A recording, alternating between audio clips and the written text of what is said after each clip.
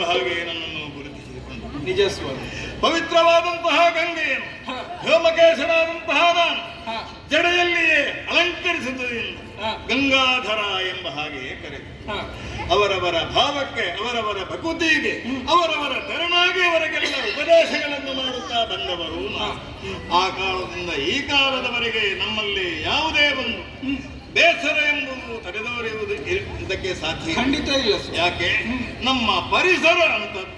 ನಮ್ಮನ್ನು ಸ್ತುತಿಸುವುದಕ್ಕೆ ಕೊಂಡಾಡುವುದಕ್ಕೆ ಬಂದಂತಹ ಜನಸ್ತೋಮ ಎಷ್ಟು ಅಷ್ಟು ಮಾತ್ರ ಏನು ಅನುನಿತ್ಯವೂ ನಮ್ಮ ಜೊತೆಯಲ್ಲಿಯೇ ತಿರುಗಾಡುವಂತಹ ನಮ್ಮ ಗಣಗಳು ಯಾರೆಲ್ಲ ಗಣಪತಿ, ಷಣ್ಮುಖ, ಭೃಂಗಿ, ಭ್ರಕುಟಿ, ವೀರಭದ್ರ ಇವರೆಲ್ಲ ಅವರವರ ಸ್ಥಾನದಲ್ಲಿ ಅವರವರ ಕೈಂಕರ್ಯಗಳನ್ನು ಮಾಡುತ್ತಾ ಮಾಡುತ್ತಾ ಜೀವನವನ್ನು ಕಳೆಯುತ್ತಾ ಇದುವರೆಗೆ ಬಂದವರು.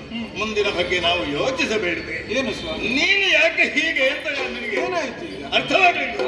ನೀನು ಮಾತನಾಡುವುದಕ್ಕೆ ಕಿವಿಕೊಟ್ಟು ಸುಮ್ಮನೆ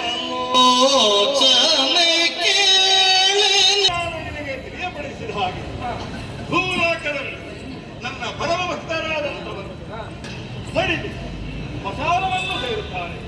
ಅಂತ ಸ್ಮಶಾನದಿಂದ ಅನಿತ್ಯವೂ ಶುದ್ಧವಾದಂತಹ ದುಃಖವನ್ನು ಕಾಲ ಕಾಲಕ್ಕೆ ಸರಿಯಾಗಿ ತಂದು ಉಳಿಸುತ್ತಾ ಇದ್ದವಳು ನೀನು ತರಲಿಲ್ಲ ಅಂತೇಳಿ ಬೇಸರ. ಕೆಲವು ಸಮಯದಿಂದಲೇ ನಾನು ಮಾತನಾಡುವುದನ್ನೇ ಏನೋ ಉಸಮನಾಗಿ ಬಂದವಳ ಹಾಗೆ ಈ ರೀತಿಯಾಗಿ ಸುಮ್ಮನೆ ಇದ್ದೀಯಾಕೆ ಅಂತ ಅರ್ಥ ಆಗುವುದಿಲ್ಲ. ಕಾಲ ಸಮೀಪಿಸುತ್ತಾ ಉಂಟು. ಎಲ್ಲೇ ಬಸ್ತ ಎಲ್ಲೇ ನಮ್ಮ